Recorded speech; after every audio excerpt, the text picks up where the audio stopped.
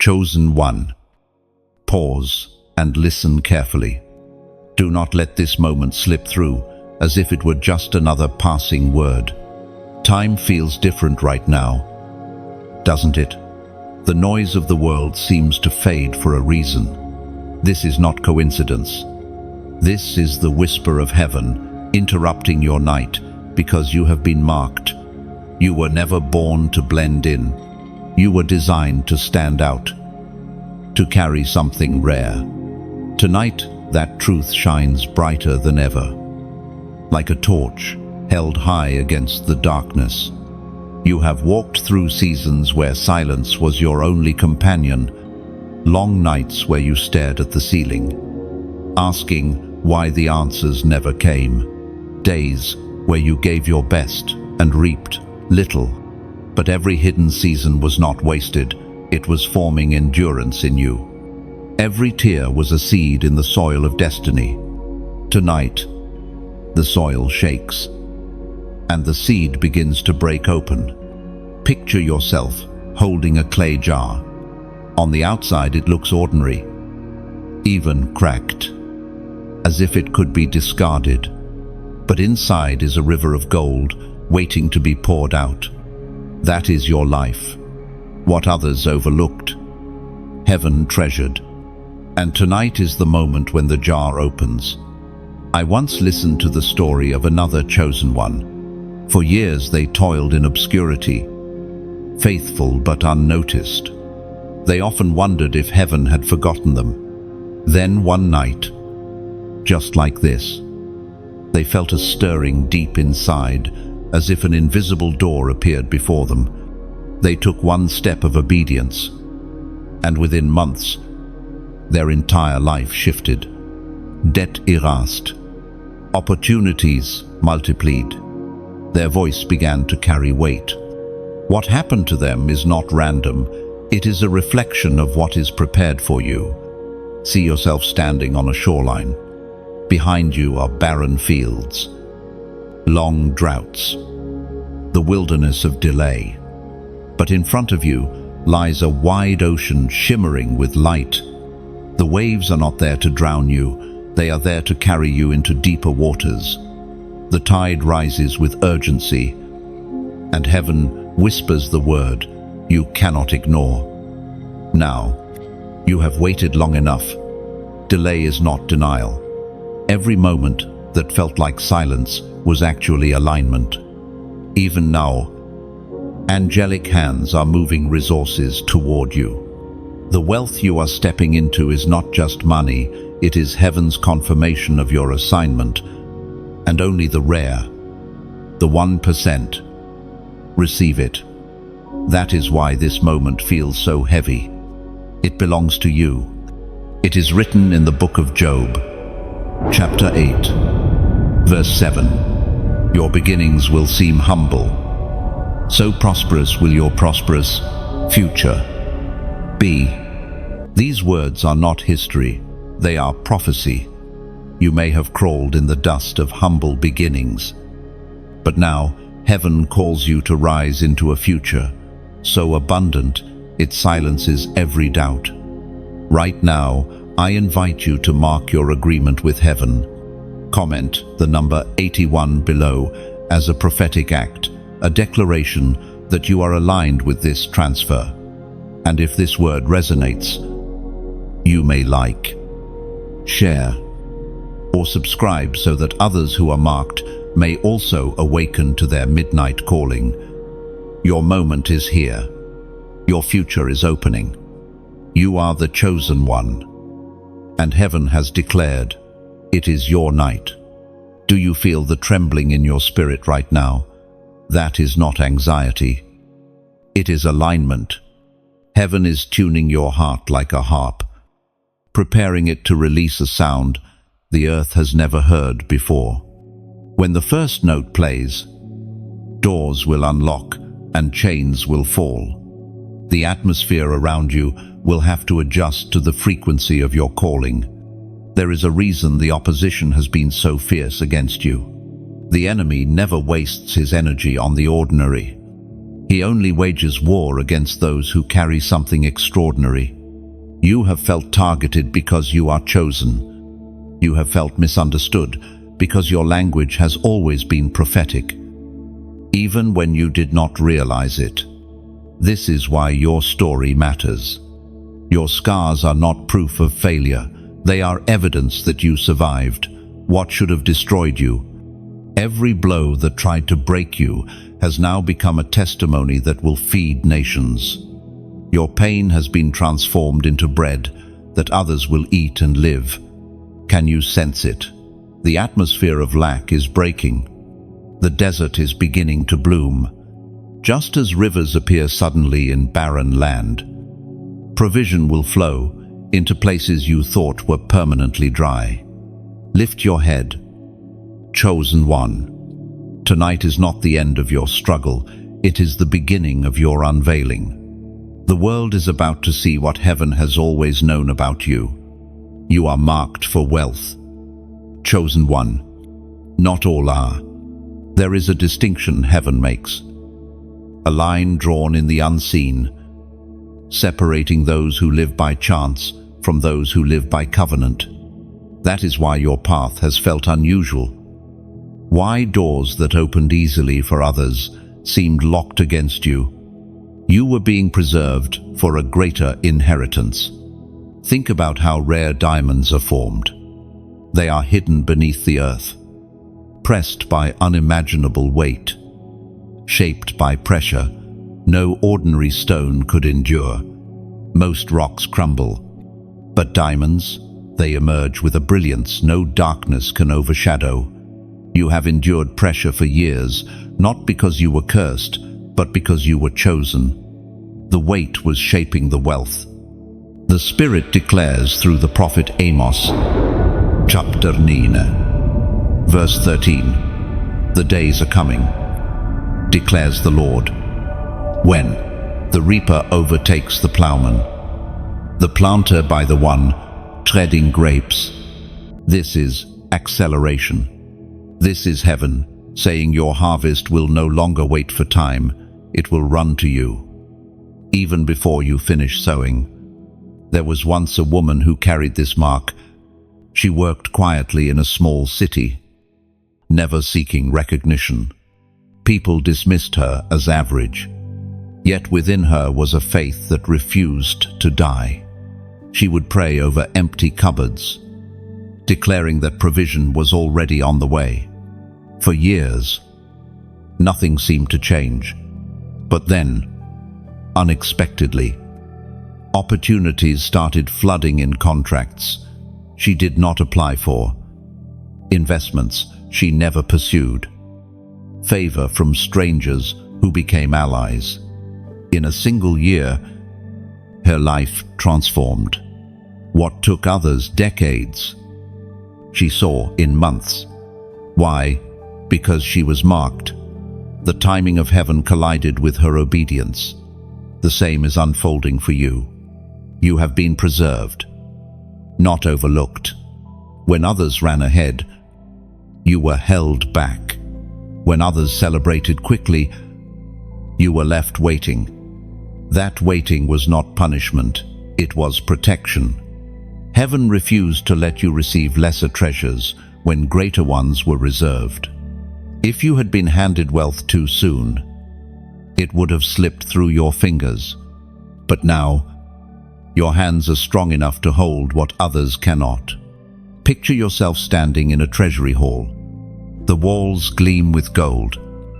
Shelves stacked with scrolls that carry divine strategies. A massive vault sits in the center, sealed by 7 locks. For years, you have watched it from a distance. Tonight, you hear the first lock click open, then another, and another. The sound reverberates in your spirit. What was once unreachable is now within your grasp. This is why heaven says, not everyone can access what you are stepping into. Wealth in the kingdom is not random distribution, it is targeted release. It flows to those who are aligned, who have carried faithfully, who have endured the weight without breaking. You are one of the rare.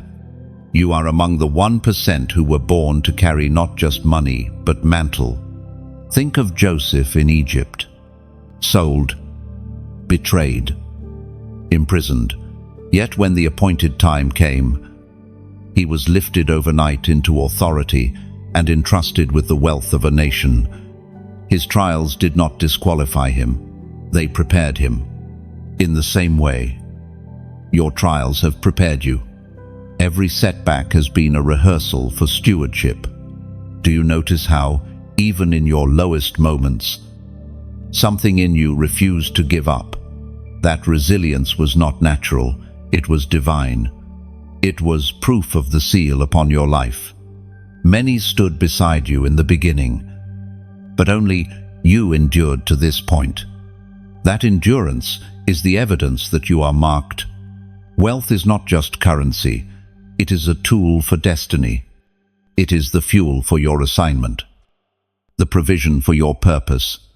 You are not being entrusted with riches for comfort alone, but for influence, for impact, for legacy. Your life is about to become a river, carrying resources into deserts, awakening dreams in others, building what the world said was impossible. The world will soon witness the difference between the ordinary and the marked, and when they ask, "Why you?" the answer will be simple: because heaven wrote your name in the treasury of destiny long before you were born. And when the release comes, it will not trickle. It will flood. You will look back at the years of scarcity and realize they were only the shadows before the dawn. What once felt like endless waiting will suddenly be outweighed by the speed of abundance. The seal upon your life is not temporary, it is eternal. No force on earth or in hell can erase what heaven has written. You are not merely surviving this season, you are stepping into the overflow you were always destined for. Every hidden preparation in your life has been leading to this moment. Think back to the nights when you thought nothing was happening. You whispered prayers in silence. You carried burdens no one saw, and still you kept moving forward. Others thought you were stagnant, but heaven knew you were in training. You were not delayed, you were being sharpened. Consider how a sword is forged. The metal is heated, hammered, cooled, and then heated again, over and over, until the blade is strong enough to cut through anything. That is what God has done with you. Every disappointment was a strike of the hammer. Every pause was a cooling of the fire. And now you are no longer fragile. You are refined steel, ready for the battle and the blessing. The divine record in the book of Romans, chapter 5, verse 4 announces, perseverance produces character, and character, hope. That is why your waiting season has not been wasted. It built something in you that wealth alone could never create: an unshakable spirit. There was once a young man who lived through years of being overlooked. He applied for jobs and was rejected again and again. He dreamed of building but lacked even the smallest resources. His friends advanced while he stood still. Yet in his waiting, he discovered God's voice in ways others missed. When his time came, contracts fell into his lap, and favor accelerated his life. What others built in decades, he built in months. The hidden season prepared him to carry what others could not. Chosen one. That is your story too. The years that seemed silent were years of building. The days that felt empty were full of divine construction. You may not have seen it, but heaven has been working behind the scenes, aligning the right people, the right places, and the right timing. Now you stand at the edge of manifestation, and here is where your part comes in. Comment, I receive it. Just 3 words. but powerful. Why?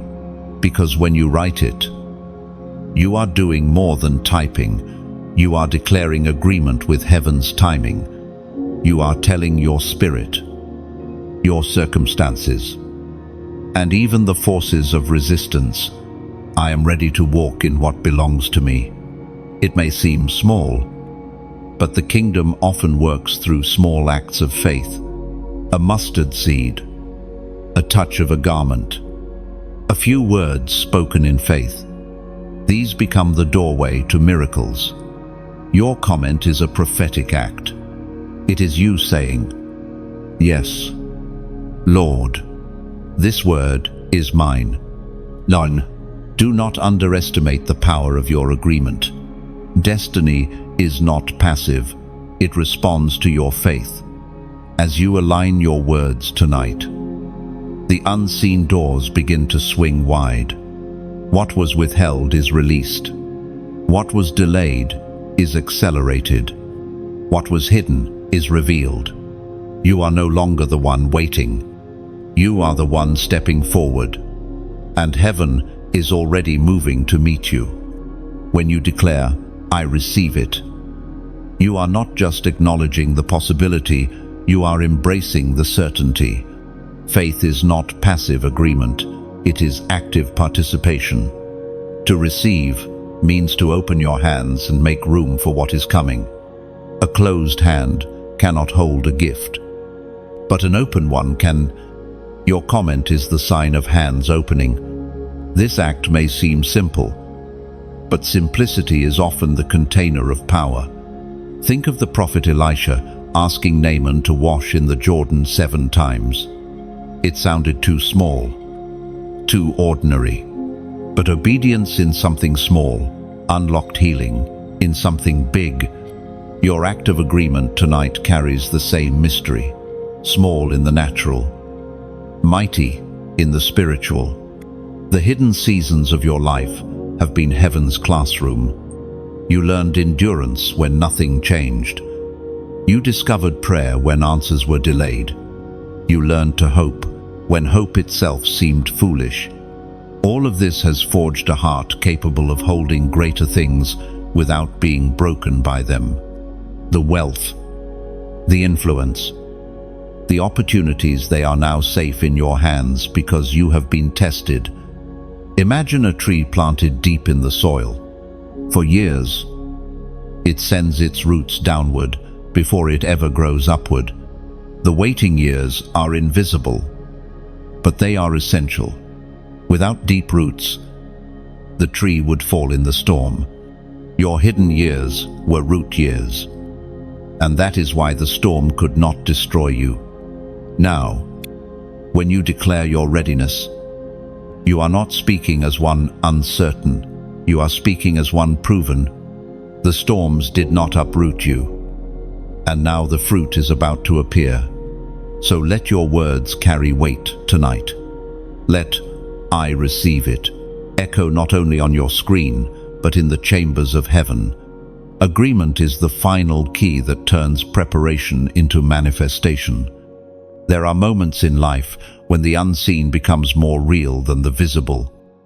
When you sense that something far greater is at work on your behalf. Right now, in ways you cannot measure with eyes or logic. The angels of God are standing guard over what is about to be released into your life. This is not poetic imagery, it is a heavenly reality. Scripture is filled with moments when angels were dispatched to guard, to guide, and to deliver. The same divine order is unfolding for you in this very season. Consider how Daniel prayed and fasted for 21 days. He saw no answer at first. But in the heavens, a battle was raging. The angel sent to bring his answer was resisted. Yet, reinforcement came, and Daniel's breakthrough arrived. Your story mirrors this. For years you have prayed, and though answers seem delayed, angels have been moving, fighting, and carrying the treasure assigned to you. Nothing is lost. Nothing is forgotten. The voice of God speaks in the book of Psalms, chapter 91, verse 11. For he will command his angels concerning you to guard you in all your ways.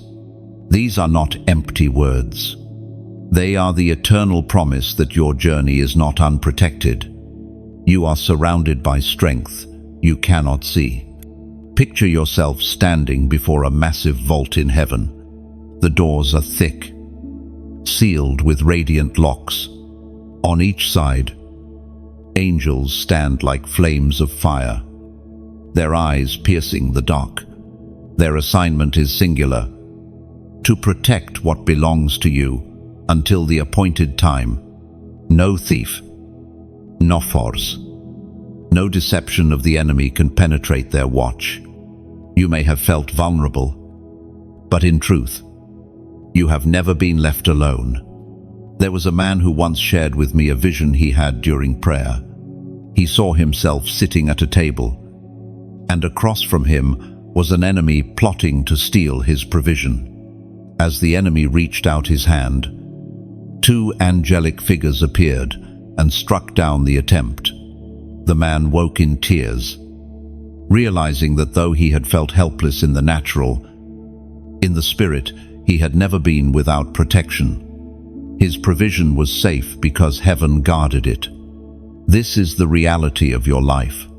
You have felt the weight of warfare, not because you are weak, but because what you carry is valuable. Diamonds are locked away. Gold is stored securely. And treasures are always guarded. In the same way, the treasure of your destiny, the wealth assigned to your hands, has been under divine watch.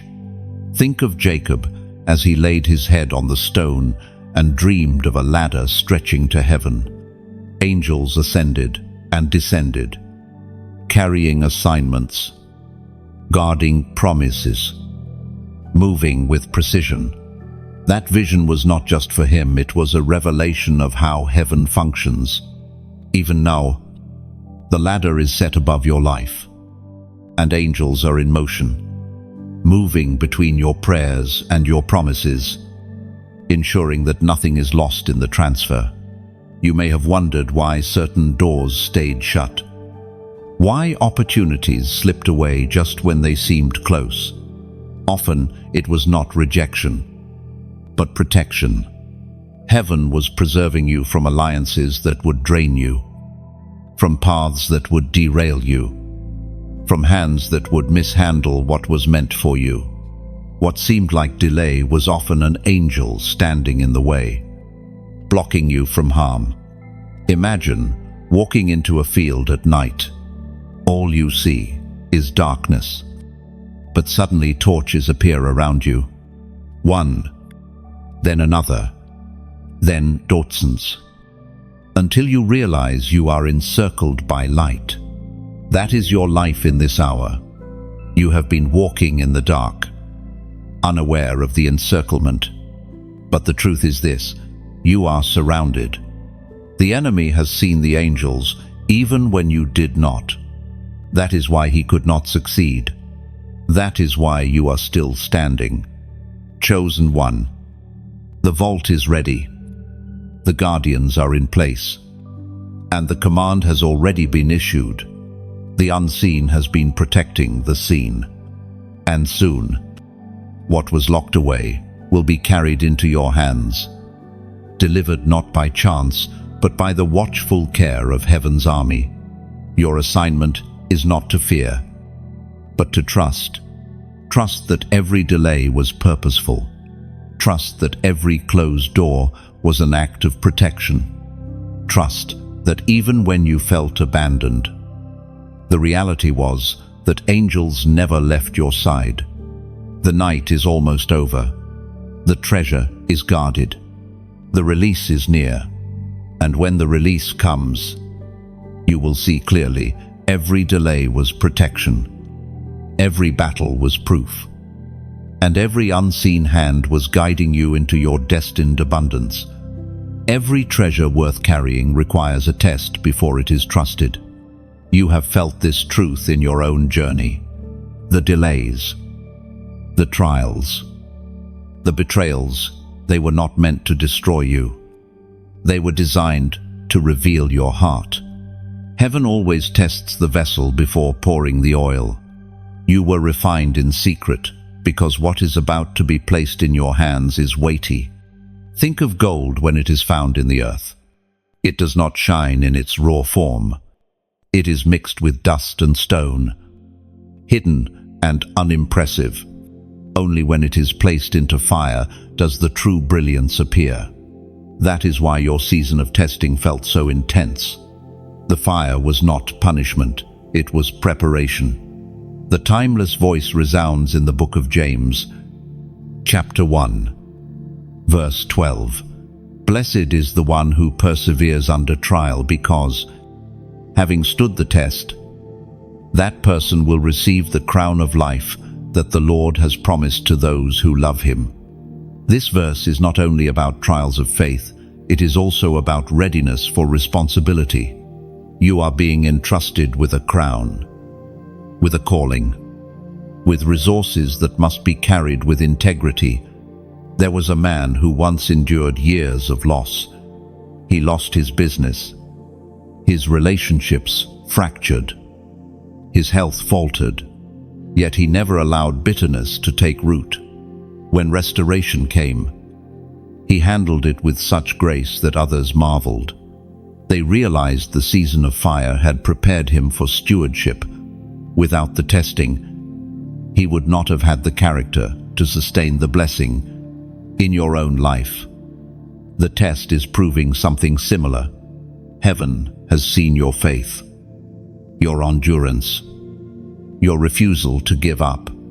And now, the release of wealth is not simply for your survival, it is for your assignment. It is bigger than bills and comfort. It is about impact and influence. This is where the call for partnership comes in. When we speak of wealth, we are not only speaking of personal increase, but also of kingdom purpose. Just as a river does not drink its own water, wealth in your hands is meant to flow outward.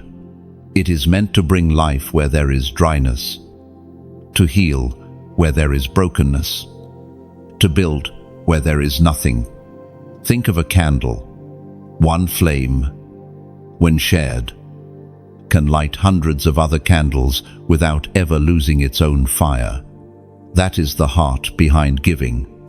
When you choose to partner, when you support, when you sow, your flame ignites others, and together, a dark room becomes radiant. Now hear this carefully. Giving is never a condition, never a demand, never a price you pay for blessing. What heaven has written over your life cannot be bought or bargained. It is a gift, sealed by covenant. But giving becomes your voluntary echo, your way of saying, I am not only receiving, I am also releasing. It is the natural rhythm of abundance. So if this word has stirred your spirit, if it has confirmed something deep inside you, take a moment to reflect. Ask yourself, how can I not only receive but also release? How can I be part of the flow? If you feel led, you may like this message. Share it, so another flame can be lit. And subscribe, so you remain close to the flow of oil. And if generosity rises in your heart, you may donate not as payment, but as planting. Think of it like placing a seed into hidden soil. The seed disappears from sight, yet in time it pushes through the earth with multiplied life. Or like dropping a stone into still water, the ripples move far beyond where your eyes can see. Your giving is never demanded, only invited. Whether you release a little or much, it is sacred because it carries the fragrance of your faith. And whether you choose to give or not, know this: you are still chosen. You are still marked. and the vault of heaven is still opening over you. There is a quiet joy that comes with partnership, the joy of knowing that your hand touched something eternal, that your resources became part of a greater story. Imagine a farmer who plants one seed and later sees an entire field of harvest. That is what your generosity does. It multiplies beyond what you can measure. Just as your trial was not wasted, neither will your seed be wasted. The one who sees in secret also rewards in ways the world cannot calculate. In this divine exchange, both your faith and your future grows stronger. The test before the treasure has been passed. You have been proven faithful. Now, you are ready not only to receive but to flow, to carry, and to give life through what you release. The angels have taken note. Heaven has recorded your endurance. And now the vaults are beginning to open. And remember this, partnership is never about what leaves your hand, it is about what enters your destiny. There comes a moment when the Spirit highlights a sign, a symbol, a number that marks alignment between heaven and earth. It is not superstition, nor is it accident. It is a prophetic act. Numbers throughout Scripture carry weight and revelation. 7 is fullness. 12 is authority. 40 is testing. 70 is sending. And tonight, a new number has been whispered into your spirit. A number that unlocks a prophetic confirmation over your journey.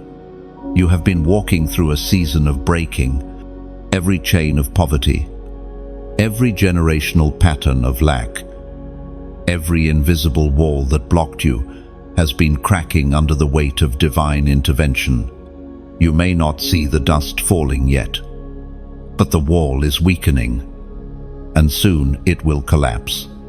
Just as Jericho fell when Joshua and the people obeyed the sound of heaven, so will the barriers around your destiny fall when you move in obedience to this prophetic moment.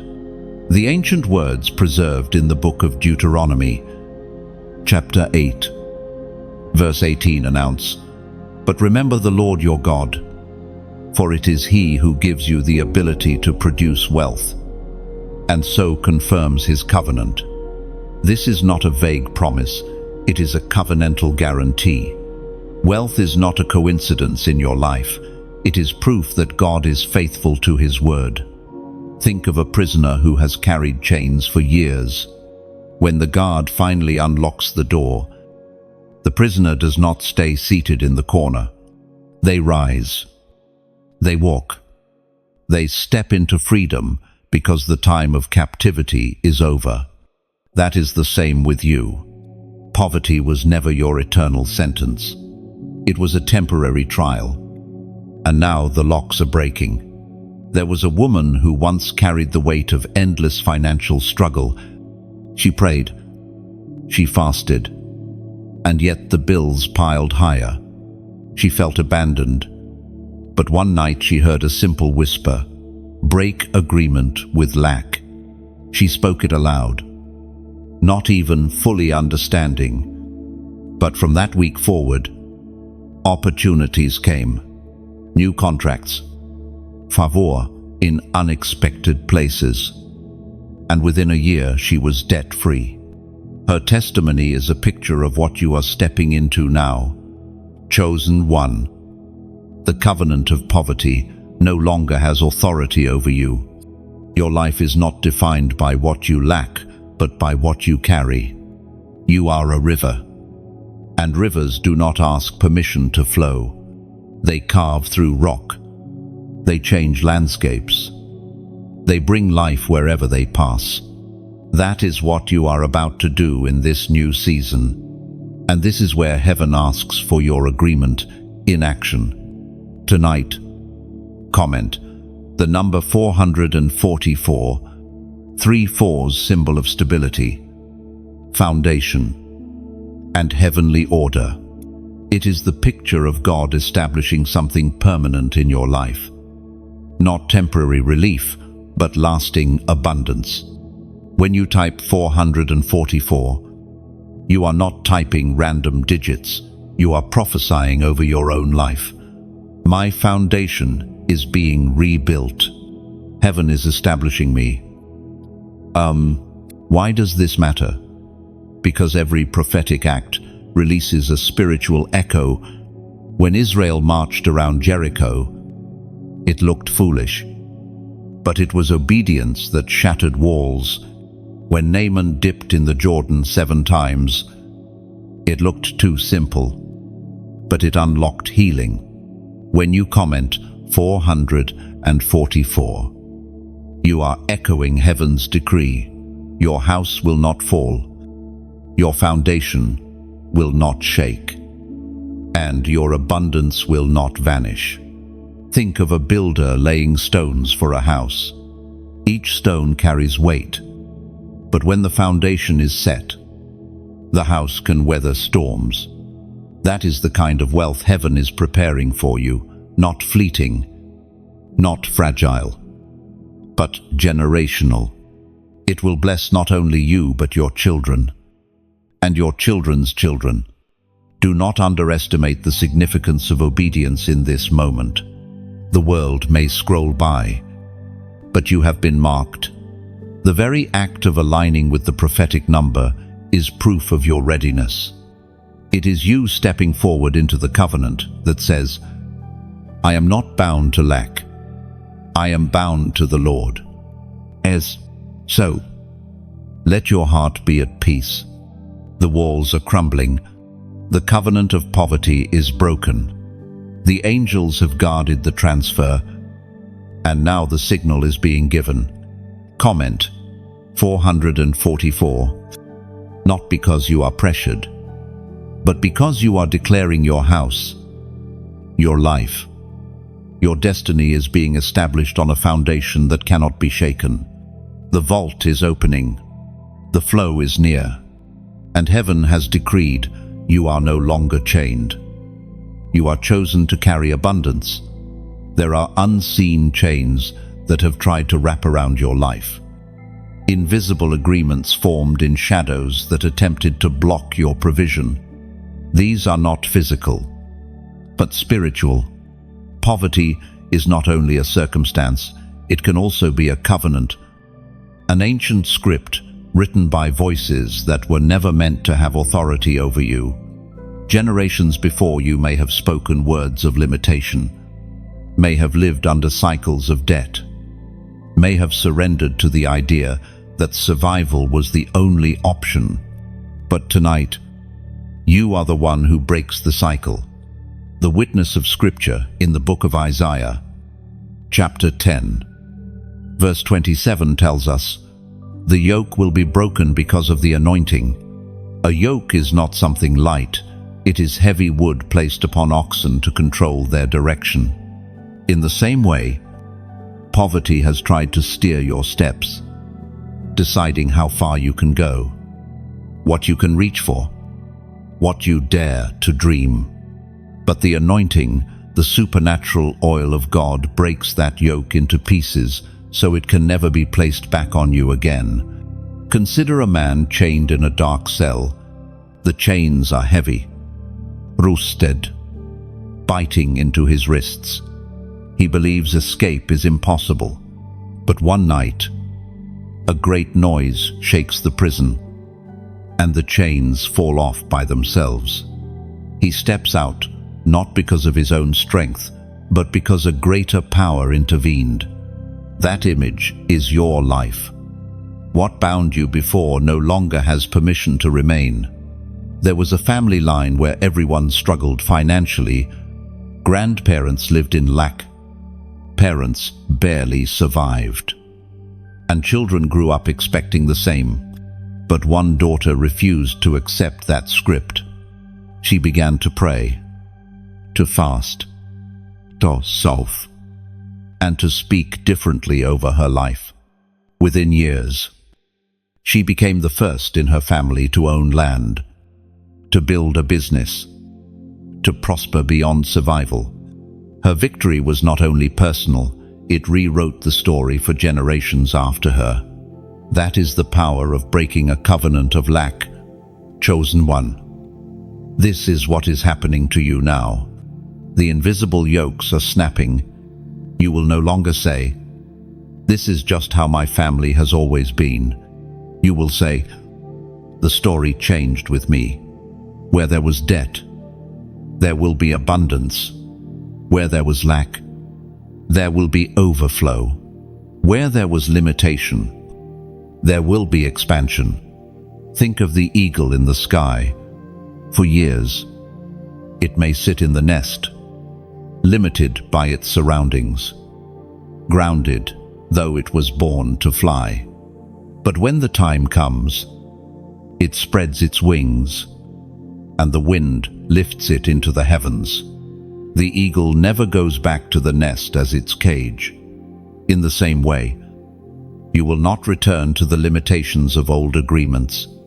The oil has broken the yoke, and the wind of heaven is carrying you higher. Your life is no longer chained to the mistakes of yesterday or the limitations of your bloodline. You are stepping into new covenant ground. Wealth is not sin when it is stewarded under God's hand. It is evidence of His promise. It is the tool with which you will build, bless, and release others. And this breaking is not just for you. It is for those who will come after you. The decisions you make in this season will echo for generations. Your children will not inherit chains, they will inherit freedom. They will not grow up believing survival is their destiny. They will grow up knowing abundance is their portion. You are the one who severs the old and establishes the new. Imagine yourself walking out of a burning house. Behind you, the structure collapses, but ahead of you lies open ground, fresh air, and a new foundation waiting to be laid. That burning house is the covenant of poverty, crumbling into ashes behind you. The new ground is the covenant of provision, fertile soil for the seeds you are about to sow with your life. Chosen one, the yoke is broken, the chains are gone. The covenant of poverty has lost its hold. And from this moment forward, you walk not as one bound, but as one free, an heir to promises that cannot be revoked. And as you walk forward, do not look back with fear. What once bound you cannot return. The ashes behind you are silent, but the horizon ahead is alive with promise. Freedom is not just a feeling, it is your new identity, written in heaven and sealed by the hand of God Himself. Every release of wealth in the kingdom comes with an assignment. God does not pour out abundance at random. He entrusts it with purpose. The resources that are about to enter your life are not just meant for survival or even comfort. They are keys to doors, tools for building, rivers for watering dry ground. You are not just a receiver, you are a carrier. What flows to you will flow through you. The Spirit declares through the prophet Hosea, chapter 2, verse 21, "In that day I will respond, declares the Lord. I will respond to the skies, and they will respond to the earth." This is a picture of divine alignment. Heaven answers earth, and earth answers back. Your assignment is the bridge between the cry of the earth and the response of heaven. Think for a moment about Joseph in Egypt. The wealth he was entrusted with was not for himself alone. It was to feed nations, to preserve a people, to ensure the promise of God's covenant continued. Had Joseph treated the abundance as personal luxury, the famine would have devoured entire generations. But because he saw wealth as assignment, he became a savior in the land. You, too, are stepping into Joseph's mantle. Imagine a reservoir high in the mountains. It collects water from the rains, storing it in vast depths. Yet it is not meant to keep the water stagnant. Through hidden channels, it releases streams that bring life to valleys far below. You are that reservoir. What heaven pours into you will not stagnate, it will flow. Communities, families, and even nations will drink from the overflow you carry. There was a woman who once came into unexpected wealth. At first, she thought it was meant only for her comfort. She purchased what she wanted, indulget her Desires, but soon found emptiness creeping back.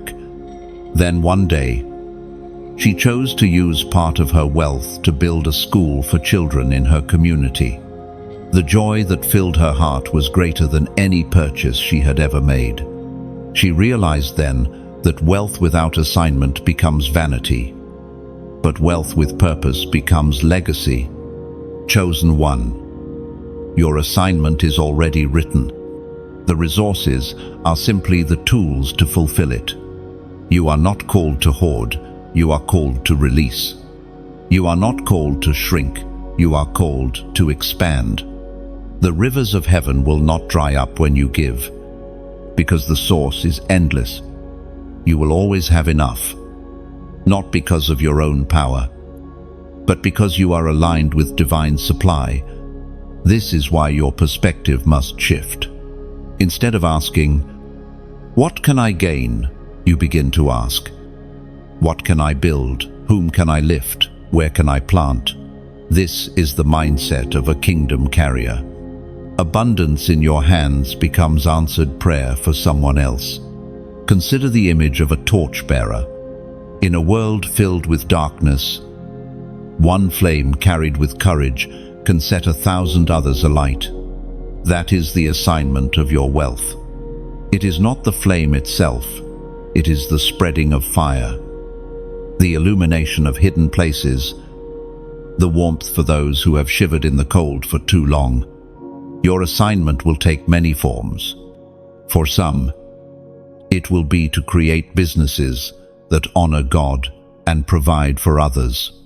For others, it will be to heal broken systems, to serve the poor, to build schools, to raise leaders.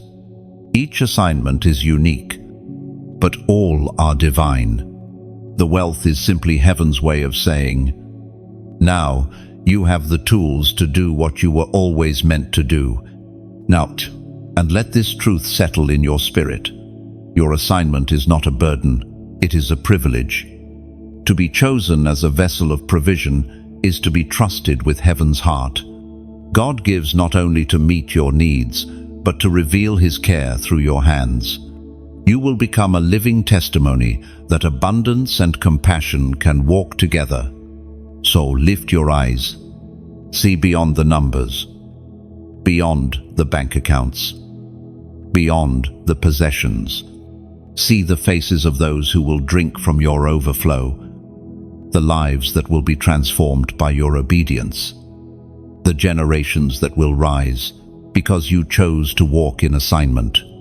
Wealth without assignment fades. Wealth with assignment multiplies into eternity. And you, chosen one, are not stepping into fleeting riches. You are stepping into the eternal river of kingdom purpose. And as you step into this river, remember, you are not only blessed, you are appointed. Wealth is not your destination, it is the instrument for your divine mission. There comes a moment when silence must be broken by declaration. You have walked through long seasons where your voice felt small, where your prayers seemed to echo back without answer. But tonight, your words carry a weight they did not before. Declaration is not noise, it is the alignment of your spirit with heaven's decree. What you say in faith becomes a seed planted in the unseen, and seeds always grow. The Spirit spoke through the prophet Nahum, chapter 1, verse 13. Now I will break their yoke from your neck and tear your shackles away. Notice the promise, it is not about effort, but about divine action. When you declare in faith, you are aligning with what God Himself has already decreed. Freedom is yours, and chains must fall. Think about a soldier in battle.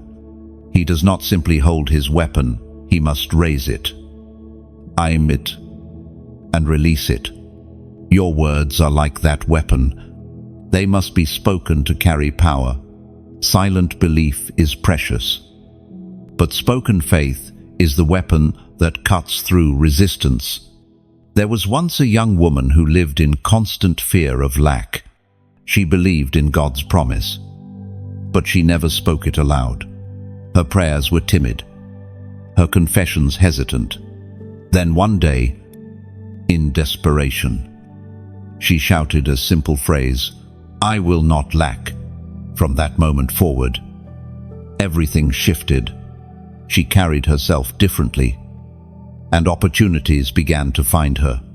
She realized her declaration was the key that opened doors. This is where you must respond. Comment, "I stand free." Just 3 words. Why? Because freedom is not only felt, it is declared. When you type those words, you are stepping into the same flow of faith that has carried generations. You are saying, "I am not tied to chains of lack. I am not held by the past. I am free, and I will stand in it." Do not think it is trivial. The Israelites shouted before Jericho's walls fell. David spoke before he struck Goliath. Jesus himself declared words that stilled storms and raised the dead. The pattern is clear. Freedom requires a voice. Imagine your declaration like a stone cast into a lake. The ripples spread far beyond where the stone entered. Your words tonight are ripples in the spirit. They touch places you cannot see, influencing outcomes you have not yet reached. So do not hold back. Say it. Write it. I stand free. That is more than a phrase. It is a prophecy. It is the weapon in your hand, the banner above your head, the seal on your destiny. And once declared, it cannot be stolen. When you wrote, "I stand free," you were not just commenting. You were stepping into alignment with a heavenly promise. Numbers, phrases, and prophetic acts in Scripture were never meaningless. They were signals, moments of agreement between God's people and His covenant. Your 3 words now echo like a trumpet blast in the spirit realm.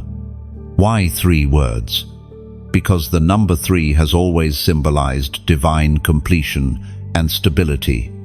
Father, Son, Spirit, faith, hope, love, morning, noon, night, past, present, future. To declare your freedom in 3 words is to say, my liberty is complete. My freedom covers every part of me. Nothing is left out. Think of it this way. A wall crumbles not from the first strike alone, but from the final blow that breaks its foundation. Many of your prayers, tears, and long nights were the earlier strikes. But your declaration now is the decisive strike. It collapses the final resistance of poverty, fear, and limitation that tried to cling to your destiny. Let's go deeper. The word stand is a position of strength. You are not crawling, not stumbling, not lying down. You are standing.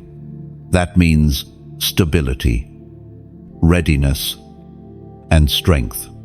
The word free is your identity. You are no longer bound by hidden contracts of lack or generational agreements of debt. Put together, I stand free is both your posture and your proclamation. There was once a man who repeated those 3 words daily for months. At first, he felt nothing, but as he kept declaring, his confidence grew. Eventually, opportunities came that had always bypassed him before. He looked back and realized his words had reshaped his mindset, and his mindset reshaped his future. So do not underestimate the echo of this moment. Your declaration is not weak, it is mighty. Heaven has heard it. Earth will see it. And the chains that once defined you will never return. The 3 words you released are the 3 pillars now holding up your new season: faith, strength, and freedom. Overflow is a word that carries both beauty and mystery. It is not just having enough, it is having more than enough. So much that it spills into places you did not even intend to reach. You are stepping into overflow. Chosen one. This is not exaggeration. It is the reality of God's abundance in your life. The apostle reminds us in his letter to the Ephesians, chapter 3, verse 20. Now to him who is able to do immeasurably more than all we ask or imagine, according to his power at work within us. Notice the phrase, immeasurably more. Overflow is the language of immeasurable supply. It goes beyond your imagination. Think of a cup placed under a fountain. At first, the water fills the cup to the brim, but the fountain does not stop. The water spills over, running down the sides, soaking the ground, creating streams. The cup cannot contain the flow, so the overflow blesses everything around it. That is the picture of your life when heaven's abundance touches you. There was once a man who worked tirelessly for years, always stretching every coin, always rationing his resources. Then came a season where opportunities multiplied unexpectedly. He went from barely surviving to having more than enough. At first, he worried, what if it disappears? But then he realized, overflow is not meant to be hoarded. It is meant to be shared. So he began to support others, to sow into lives, to give freely. The more he gave, the more the fountain seemed to increase. He learned that overflow is not about accumulation, but circulation. And this is where your heart is invited to step into partnership with the flow. If you feel this message has stirred you, you may like it, share it, subscribe to remain part of this stream of words that keep igniting faith. These simple acts are not demands, they are ripples that spread light further than you imagine. And if generosity stirs in you, you may also donate not out of pressure, but as a beautiful choice. Think of it like releasing a bird into the sky. The bird leaves your hand, but it does not vanish. It takes flight, sings new songs, and carries beauty to places you cannot reach. Giving works in the same way. What leaves your hand becomes a living testimony that continues far beyond your sight. Others may picture it as planting a tree. You press the seed into the soil.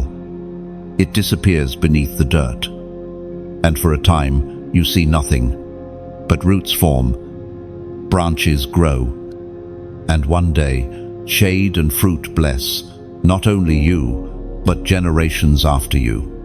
That is what your giving becomes, a tree of legacy. Understand this clearly. Your blessing is never tied to whether you give or not. You are chosen regardless. But giving is your opportunity to join in the rhythm of overflow. A river does not keep its water stagnant. It flows. A candle does not hoard its flame. It shares. A heart touched by heaven cannot help but release joy into others. There is a joy that comes with generosity.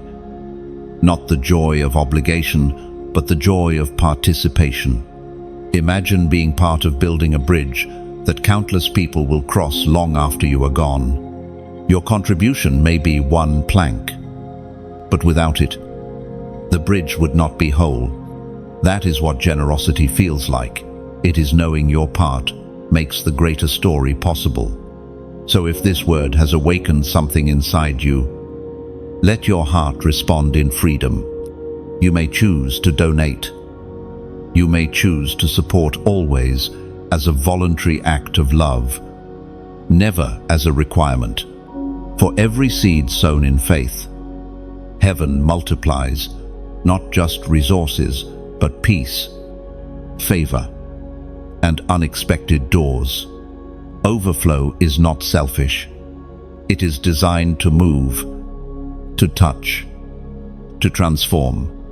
And as you step into it, you will discover that the greatest joy of abundance is not what you hold, but what you release. So let the fountain run. Let the streams spread. Let the flame light other flames. And know this, every act of generosity, every choice to share, every decision to release becomes part of the song of overflow that heaven is writing through your life. And remember, overflow is not measured only in currency, it is measured in impact. A smile you give, a prayer you whisper, a seed you release. Each becomes a thread in a tapestry far larger than you. The beauty of abundance is that it multiplies in forms you cannot always predict. So walk boldly into this season with open hands.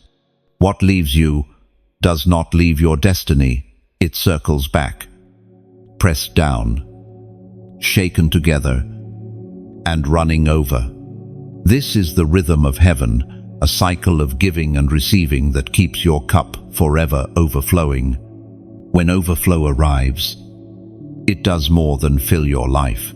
It silences the voices that once rose against you. There have been moments where mockery surrounded you, where whispers of doubt and scorn seemed louder than your own prayers. People said you would never make it, that you were not capable, that your dreams were too big. They pointed to your lack, your delays, your setbacks as proof that you were forgotten. Yet the very same mouths that spoke against you will witness what heaven has now decreed over you. The divine record in the book of Psalm, chapter 23, verse 5 proclaims, "You prepare a table before me in the presence of my enemies. You anoint my head with oil, my cup overflows." Notice the order. Vindication comes not through revenge, but through provision. The table is not hidden in secret. It is set openly where every doubter can see. This is not to humiliate others, but to display the faithfulness of God in your story. Think of Hannah, who wept year after year under the taunts of Peninnah. She prayed. She poured out her soul. And though her womb was closed, her heart remained open to God. When Samuel was finally born, her song of victory was not just about her child, it was about the silence of mockery. Those who laughed were silenced, not because Hannah fought them, but because God fulfilled his promise. The same will be your story. There was once a man who grew up in poverty, mocked for the clothes he wore, ridiculed for his lack of opportunity. He carried the sting of rejection deep within him, but he never let it destroy his faith. Years later, he returned to the same neighborhood, not with pride, but with provision. He opened a center that offered jobs and training for those who were struggling. Suddenly, the same voices that mocked him were quiet, replaced with gratitude and awe. His success was not his revenge, it was God's testimony. This is the kind of silence heaven is preparing in your life. Not a silence born of fear, but of awe. Not a silence because you proved them wrong, but because God proved himself faithful. You do not need to fight with words when heaven has already written your vindication in deeds. Imagine a courtroom where accusations are hurled, and the air is filled with voices against you. But then the judge rises, slams his gavel, and declares, "Case dismissed."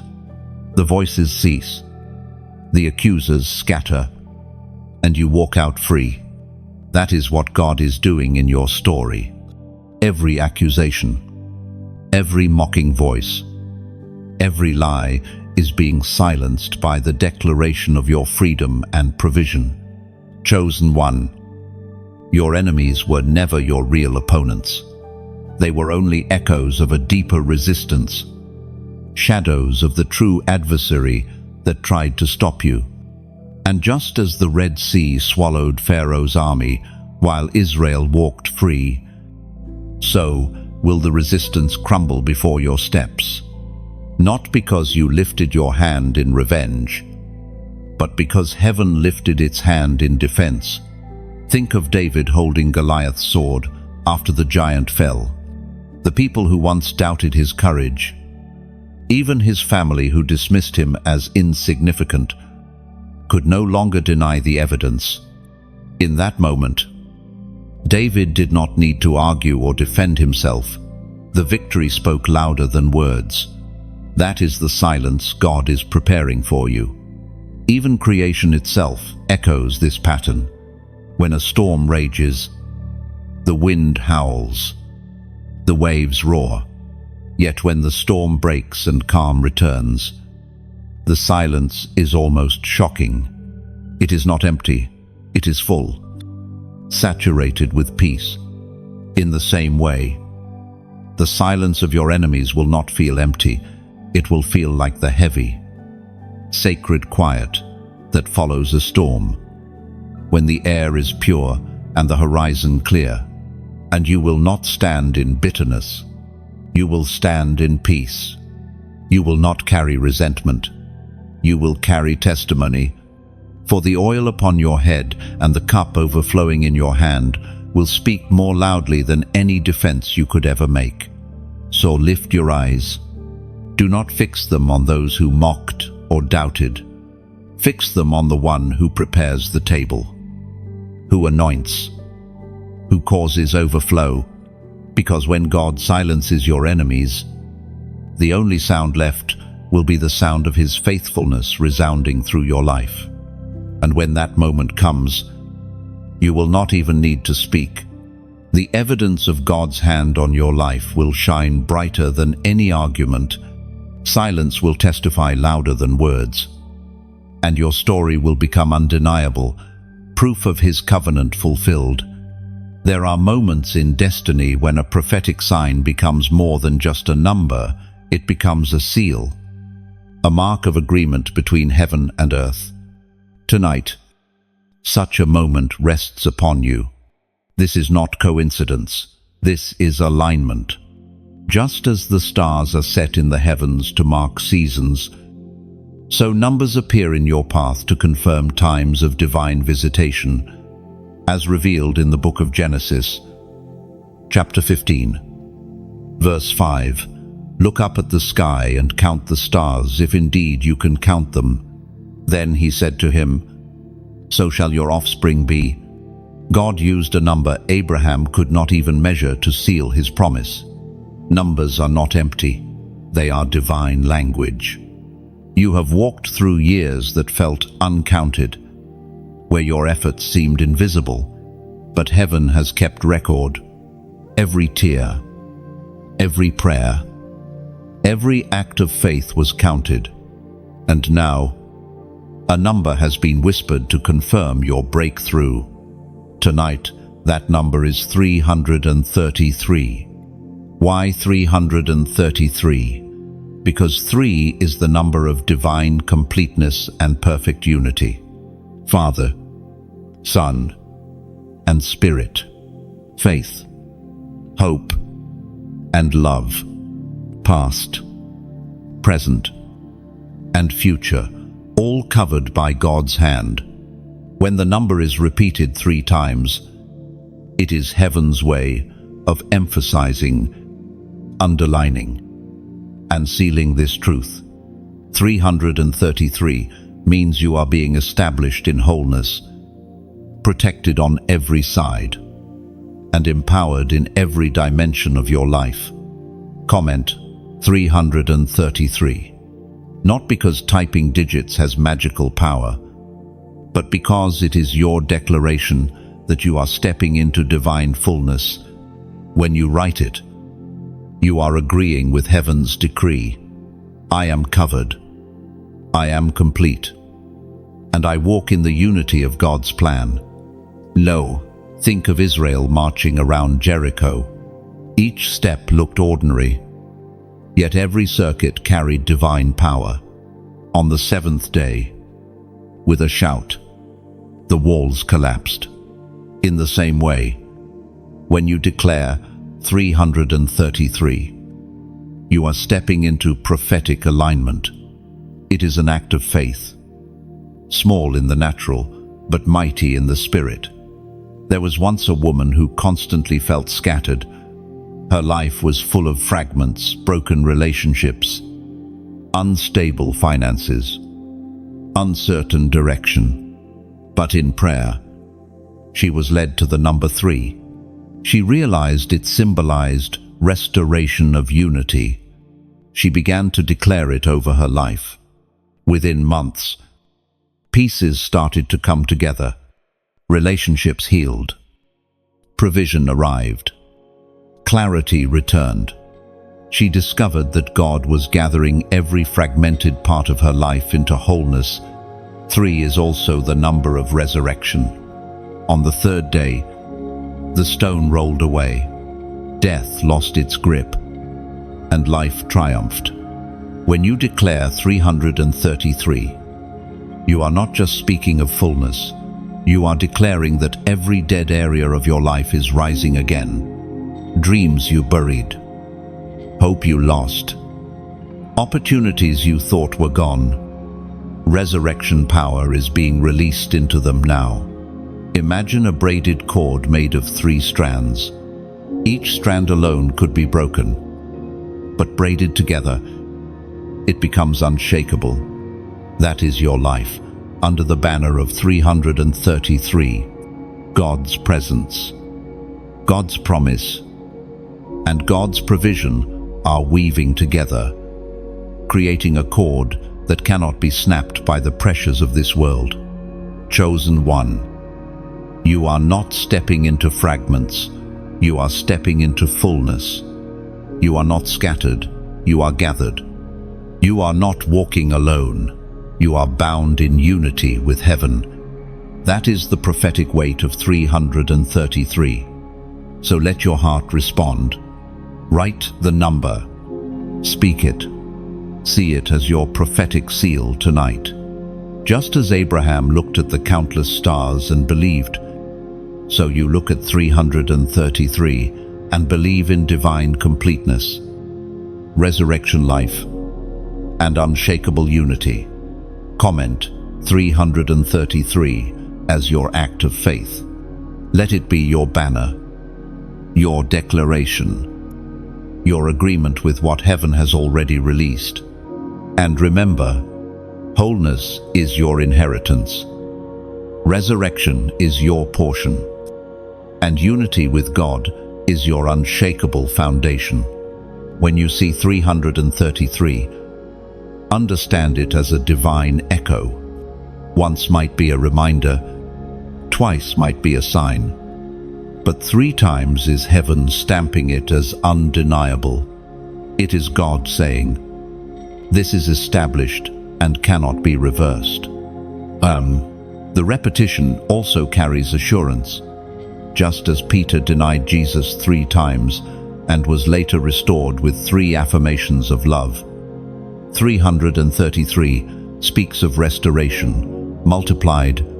What was lost will not just return, it will return sealed with grace, secured against loss again. And in your daily walk, 333 becomes a compass. It whispers that you are walking with the Trinity Himself, Father guiding, Son redeeming, Spirit empowering. Everywhere you go, you are wrapped in a threefold covering that cannot be broken. The release of abundance is never random. It carries with it a mantle of responsibility. Heaven does not pour billions into empty hands. It entrusts wealth to those whose hearts have been tested, whose character has been forged, whose motives have been purified. You, chosen one, are stepping into a season not only of receiving, but of stewarding. And stewardship is the key that multiplies what you carry. The ancient words recorded in Proverbs, chapter 21, verse 5 declare, "The plans of the diligent lead surely to abundance, but everyone who is hasty comes only to poverty."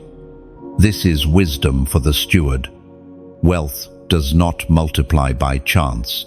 It grows through alignment, diligence, and wisdom inspired by the Spirit of God. Think of Joseph again in Egypt. Pharaoh entrusted him with the resources of an entire nation, not because Joseph was lucky, but because Joseph had proven himself wise. In the years of plenty, he stored. In the years of famine, he distributed. His stewardship not only preserved Egypt, but also saved his own family, the very lineage through which God's covenant continued. This is what wealth in your hands will do. It will protect, provide, and preserve far beyond your lifetime. Imagine a farmer entrusted with a fertile field. If he scatters seeds without thought, wasting them on rocky ground or shallow soil, the harvest will be small. But if he studies the land, plants with care, and tends the growth, the field will yield beyond expectation. Wealth is the same. Careless hands lose it quickly, but diligent stewardship multiplies it into a legacy. There was a man who once came into great wealth. Suddenly, at first, he celebrated, but with no wisdom. He spent recklessly, trying to fill every empty space inside him. Within years, the wealth was gone, and regret weighed heavier than his riches ever did. Contrast his story with another man who, when entrusted with abundance, treated it as holy. He sought counsel, prayed for wisdom, and made each decision carefully. Not only did his wealth remain, it grew, and he used it to build homes, fund schools, and bless families. His legacy continues even after his life ended. The difference was stewardship. Chosen one. Your journey of lack has prepared you to value what is coming. Those who have tasted hunger do not waste bread. Those who have endured storms cherish shelter. In the same way, your past has trained you for your future. You will not treat lightly what heaven entrusts to you, because you know the price of waiting. Stewardship is not about fear, it is about faithfulness. It is not hoarding in anxiety, but managing in wisdom. It is saying, "This does not belong to me alone, it is entrusted to me for a greater purpose." And when you carry this mindset, wealth cannot enslave you. It becomes a servant to your destiny. Think of David preparing for the temple. He gathered resources, not to use them himself, but to pass them on for Solomon to build. That is stewardship, not consuming everything in the present, but preparing for the future. What you manage now will shape not only your life, but the lives of generations to come. Even creation teaches this lesson. Rivers flow steadily, never in haste, yet they carve valleys, nourish lands, and sustain life. In the same way, your stewardship will not always look dramatic, but over time it will shape nations, bless generations, and testify of God's faithfulness. So let your heart rest in this truth. Wealth is not a burden, it is a mantle. And God has chosen you because He trusts you. He has seen your tears, your prayers, your faithfulness in little, and now He entrusts you with much. You will not be like the reckless who squandered. You will be like Joseph, like David, like the wise steward in the parable who multiplied what was given. And when heaven looks at your life, the testimony will be clear. You were faithful with the treasure. And remember this, stewardship is not only about money, it is about influence, opportunities, and relationships. Everything entrusted to you is part of the treasure heaven has placed in your hands. Even the smallest decision, when guided by wisdom, can ripple outward like a stone thrown into still water. What you choose today sets in motion blessings that will travel further than you can see. So, walk carefully, not in fear, but in honor.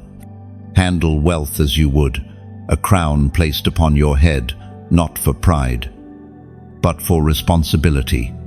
In your hands, abundance becomes more than provision. It becomes prophecy fulfilled. When heaven entrusts abundance, it is never just for you, it is for nations. The impact of your obedience will ripple far beyond your household, your city, or even your generation. Wealth in the hands of the chosen does not stop at comfort. It transforms into a river that waters barren lands, a light that pierces through systems of darkness, a seed that multiplies into harvests unseen.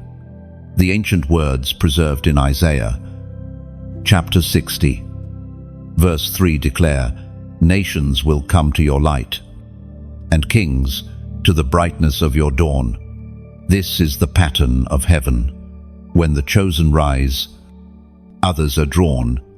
When the anointing shines, nations notice.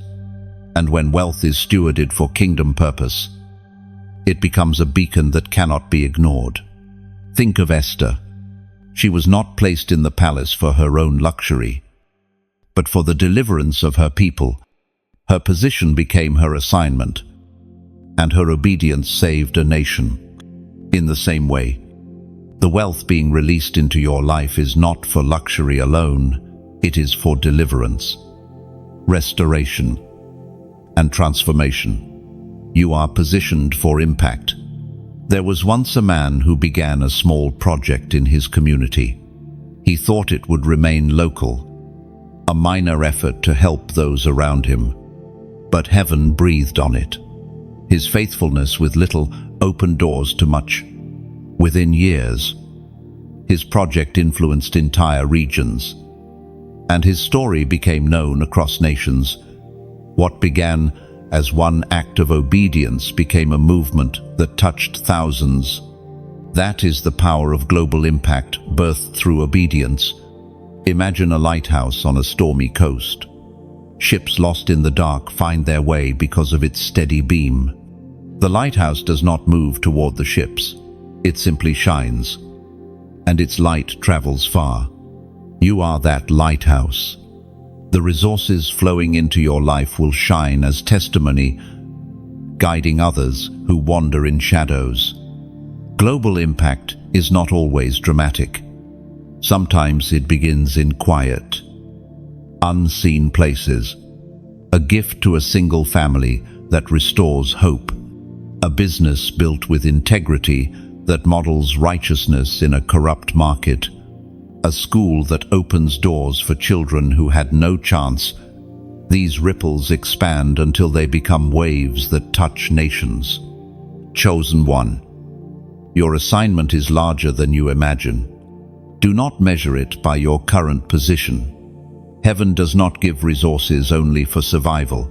It gives them for influence. The oil upon your life carries a fragrance that will not remain hidden. Kings will notice. Leaders will listen. Nations will respond. Think of Abraham. God promised him not only descendants, but nations. His obedience to leave his homeland unlocked a covenant that still impacts the world today. In the same way, your obedience in this season will extend beyond your lifetime. The nations will be touched because you said yes. Even creation testifies of this principle. A single seed, when planted, grows into a tree. The tree produces fruit. The fruit carries more seeds. And soon, an entire forest rises, where once there was nothing. Your life is that seed. Your obedience is the planting, and the harvest will not be local, it will be global. The beauty of global impact is that it often feels personal. A nation may be transformed, but it begins with one heart touched, one life restored, one voice encouraged. Do not despise the small beginnings. Every great wave begins as a ripple. Every revival begins as a spark. So lift your eyes beyond your own needs. See the faces of those who will drink from the rivers flowing through you. Hear the voices of those who will sing because your obedience reached them. Feel the weight of the assignment, not as a burden, but as an honor. Your wealth, your influence, your obedience, they are not isolated blessings. They are instruments of transformation. They are the reason nations will rise. Systems will change, and generations will be restored. This is the impact of the chosen. This is the purpose of the abundance entrusted to your hands. And know this, your story is not confined to one place. What God is doing in you will echo far beyond your borders. The testimony written through your life will become a map. Others follow. Every decision to walk in integrity, every act of generosity, every moment of obedience becomes a signal fire to those searching for hope. They will see your light and realize there is a path forward. So do not underestimate the power of your yes. It may feel small in your hands, but in heaven's hands it becomes global. Nations rise because one chosen one dared to believe. Every crown has a story behind it. A crown is never given without a process, and it is never placed on a head without purpose. Tonight, you stand in the presence of a king who has seen your battles, your scars, your hidden endurance. And he says, "Now is the time of honor." You have been doubted, overlooked, misunderstood. Yet all of it was leading to this, the crown. The book of Revelation, chapter 3, verse 11 whispers a charge. I am coming soon. Hold on to what you have, so that no one will take your crown. This is a reminder that your crown is not temporary, it is eternal. It is not given by men who can revoke it, but by God who seals it forever. Think of a runner who finishes the race after years of training. Their legs ache, lungs burn, but the finish line is crossed, and the crown of victory is set upon them. That is what heaven is doing with you. The trials were the training, the delays were the stretching, the rejection was the refining. And now, the moment of honor has come. There was once a young woman who carried ridicule like a heavy cloak. Her peers mocked her faith, laughed at her dreams, dismissed her calling, yet she remained faithful. Years later, when her work began to bear fruit, the same people returned to her, not in mockery but in awe. She wore her crown of honor, not as revenge, but as testimony. That is your story as well. Imagine yourself walking into a hall filled with light. At the center, a throne shines, and on the steps rests a crown. The angels watch as you approach. You kneel, not in shame, but in reverence. And the crown is placed on your head. It fits perfectly, for it was always designed for you. The hall erupts in praise, not for the crown itself, but for the journey that brought you here. And now, let us pause together. If these words have touched your spirit, you may like this message. Share it, so another weary runner can see the finish line. Or subscribe, so the crown's story continues in your heart. These acts are not commands. They are like passing the torch in a relay. When you carry the flame onward, others are ignited.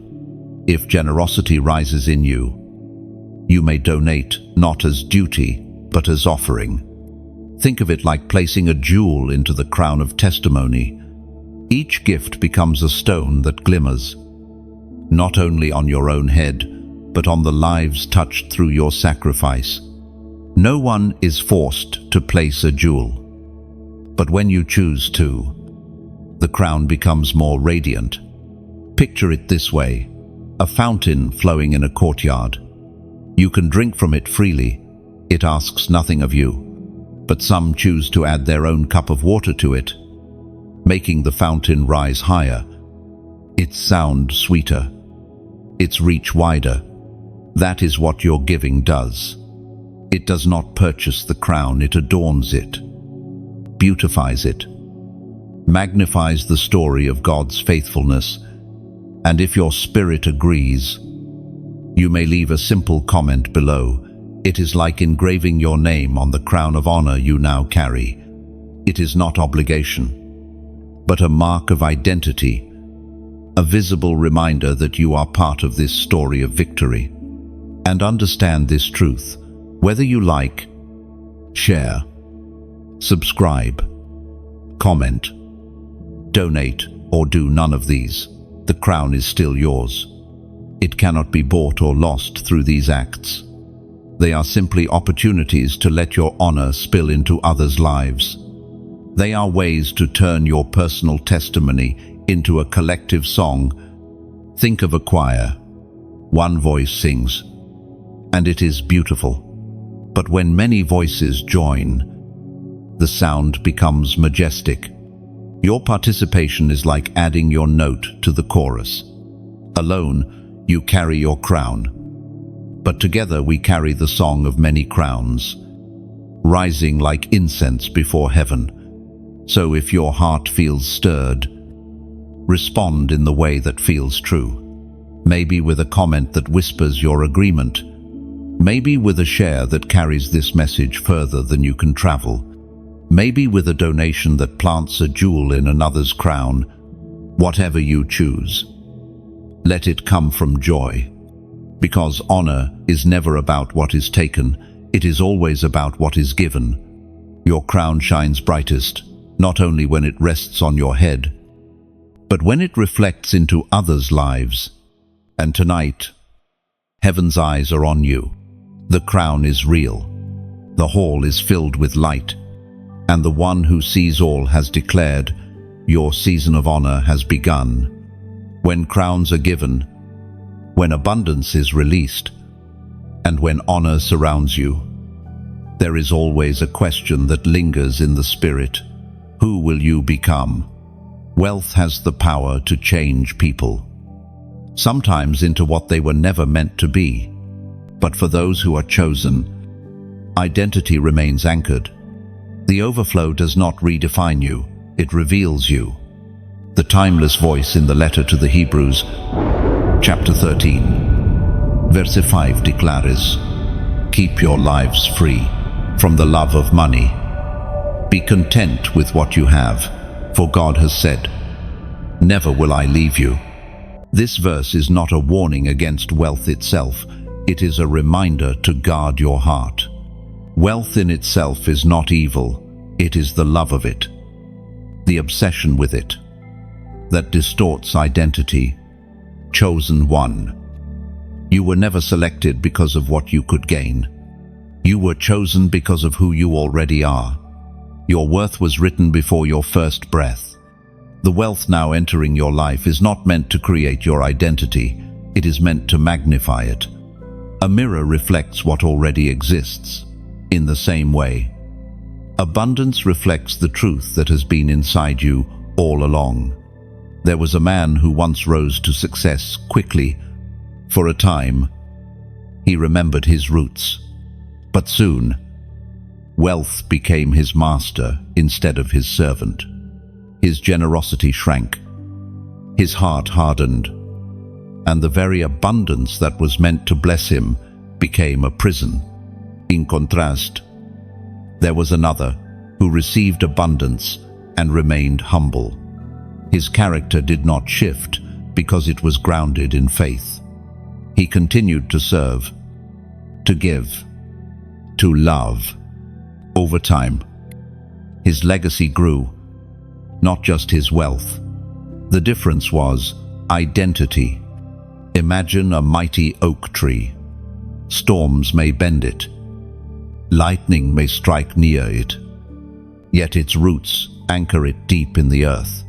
Seasons change around it, but the tree remains. That is your life in this season. Wealth may flow like rain. Influence may shine like the sun. But your roots must hold fast to the soil of purpose. If the roots are strong, the branches can stretch without fear.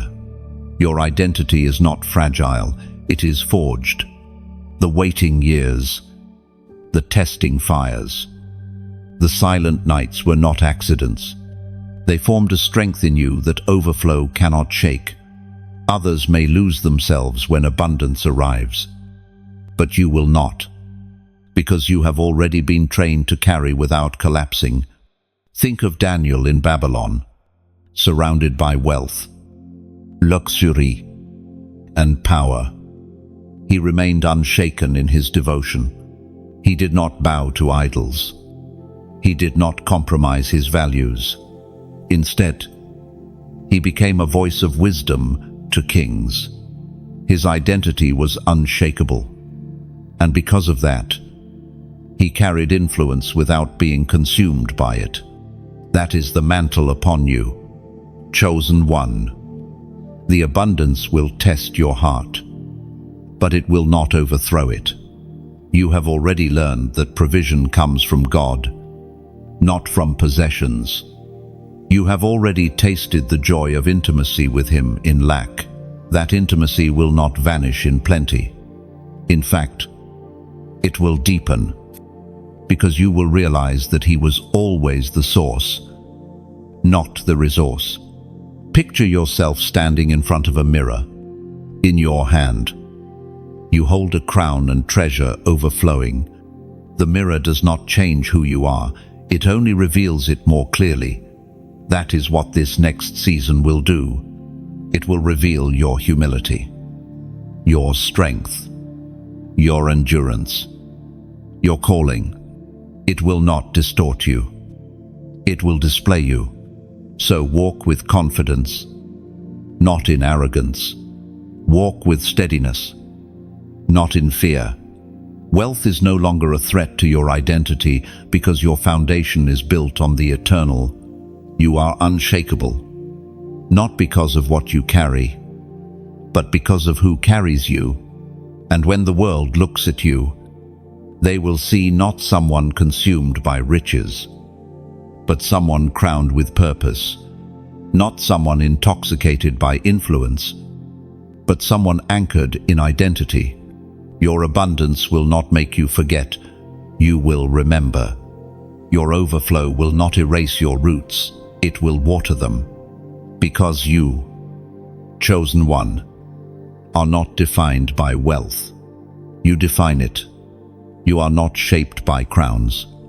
You shine through them. And when history looks back, your testimony will be clear.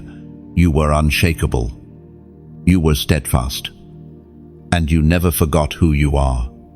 And as you step forward, Carry this truth within you. Riches may fade, crowns may tarnish, but the mark of being chosen cannot be erased. Your identity is eternal, sealed by heaven, unshaken by seasons, unbroken by time. This is the moment where waiting turns into walking, where prayers become answers, and where promises once distant become tangible in your hands. You stand at the threshold of destiny, no longer looking through the window of hope, but stepping across the doorway of fulfillment. Everything until now has been preparation, and everything beyond now will be manifestation. The divine witness recorded in the book of Joshua, chapter 21, verse 45 declares, "Not one of all the Lord's good promises to Israel failed. Every one was fulfilled." This is not just history, it is a prophetic declaration over you. None of the promises written over your life will remain unfulfilled. Heaven does not forget, and the God who spoke is faithful to complete. Think back to the moments you almost gave up, nights when the silence pressed heavy on your chest, days when you questioned whether you had heard correctly. All those hours were building something invisible but essential: endurance. Without endurance, the weight of what is now arriving would have crushed you. But because you endured, you are prepared not only to receive, but to carry. There was once a man who trained for years in solitude. Few knew his name. Fewer still noticed his discipline. But when the appointed time came, he stepped into the arena fully prepared, and his victory was swift. Others thought it happened overnight, but it was years of hidden preparation that made the difference. That is the essence of your story. What seemed like sudden breakthrough was always the unveiling of hidden years. Picture a seed deep underground. For months, even years, it is invisible. Rain falls, sun shines, yet nothing seems to change. But one morning, a sprout breaks through the soil, small yet undeniable. That single sprout is proof that all the hidden work beneath was not wasted. You are that sprout breaking through, evidence that the season of hiddenness is over. Chosen one. This is your crossing. Like Israel at the Jordan, you are stepping out of wilderness into promise. The land ahead is not barren, it is flowing with milk and honey. The battles you fought in secret have prepared you for public possession. You will not enter timidly, you will enter as one marked and ready. And understand this truth. The moment of activation is not just about receiving wealth or influence. It is about stepping into your full identity. You are no longer a dreamer waiting for confirmation. You are a carrier walking in demonstration. The mantle rests on you now. The authority flows through you now. The crown is already on your head, and the scroll of destiny is open before you. Think of Elijah passing his mantle to Elisha. One moment, Elisha was plowing fields. The next, he was clothed with power, stepping into a double portion. That transfer was sudden, but it was also long prepared. Tonight, a similar mantle is falling on you, not borrowed, not temporary, but sealed for your assignment. Even creation testifies of this hour. When dawn comes, it does not creep slowly, it breaks suddenly, pushing darkness back in an instant. One moment, the horizon is dim. The next, it is radiant with light. That is how your season shifts from night to morning, from waiting to walking, from hidden to revealed. This is the final activation. The vault has been guarded.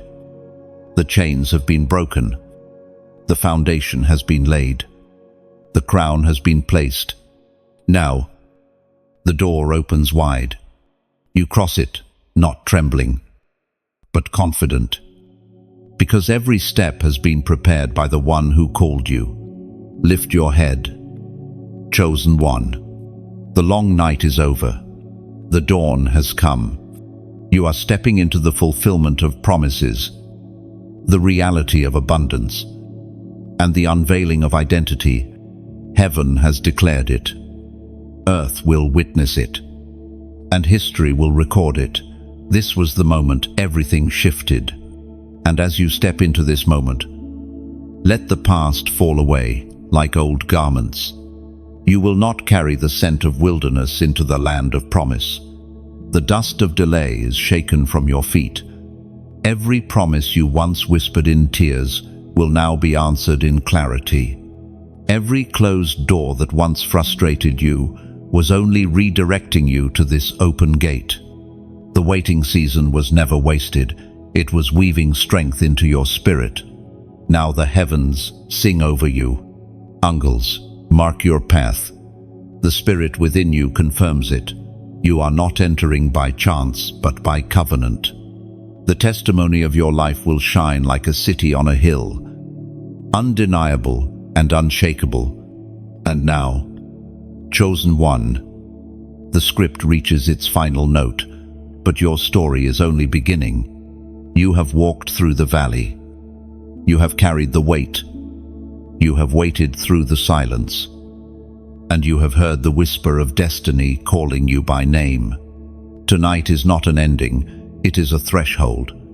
Beyond this moment lies a life of abundance, honor, and divine purpose. If these words have touched your spirit, you may like this message. Share it, so another wandering heart can see the same light.